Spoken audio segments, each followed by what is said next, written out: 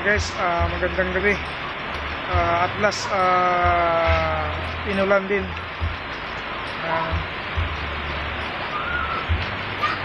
Kahit pa paano mabawasan yung init dahil umulan.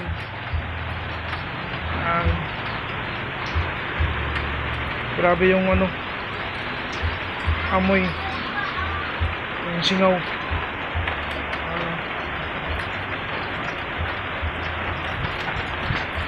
Medyo malakas-lakas yung ulan na to.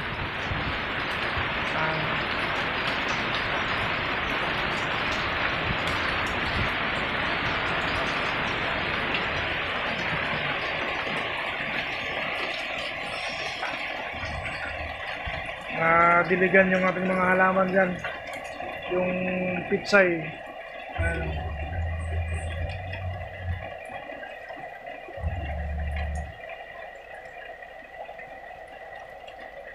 Okay, yun lang mga ka-agri.